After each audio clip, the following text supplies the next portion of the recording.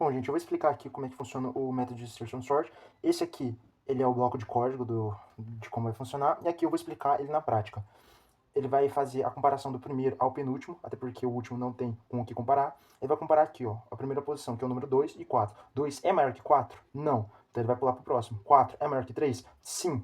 Então o 4 vai para a variável auxiliar, o 3 vem para 4 e o auxiliar vem para cá. Então vai ficar 2, 3, 4 e aqui ele ainda não sabe. Então ele vai voltar. Aqui, como é 3, ele vai fazer a comparação. 2 é maior que 3? Não. Então ele vai voltar para cá. 3 é maior que 5? Não. Então ele fez a varredura completa.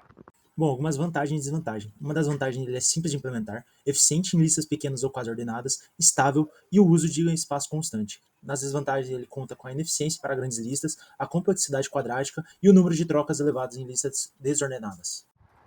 Bom, eu vou mostrar aqui o método Bubble Sort. Esse aqui é o bloco de código e eu vou apresentar isso para vocês. O contador ele vai do primeiro até o último e ele vai fazer a comparação do primeiro até o penúltimo.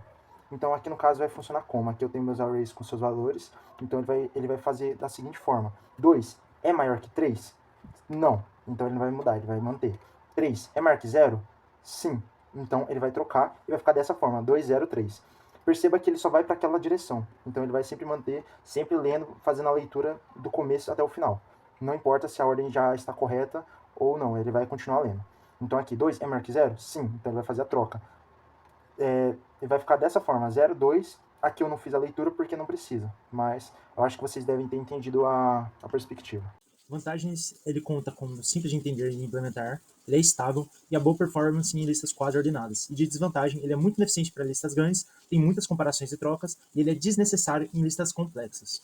Vantagens ele conta com simples de entender e implementar, ele é estável e a boa performance em listas quase ordenadas. E de desvantagem, ele é muito ineficiente para listas grandes, tem muitas comparações e trocas e ele é desnecessário em listas complexas. Bom, eu vou explicar aqui o método Selection Sort. Esse aqui é o meu bloco de código e eu vou explicar ele aqui na prática. Como é que funciona? O meu laço externo de repetição, ele vai do início até o fim, e o meu laço interno, ele vai do início mais 1 até o fim do laço. E o meu início, ele vai receber a variável menor. Então, quer dizer, a variável menor vai receber o valor do meu início, que no caso aqui é a primeira posição.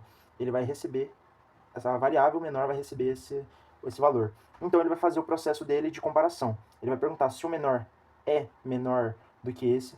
Se for menor, ele vai trocar, então 7 é o novo valor da minha menor.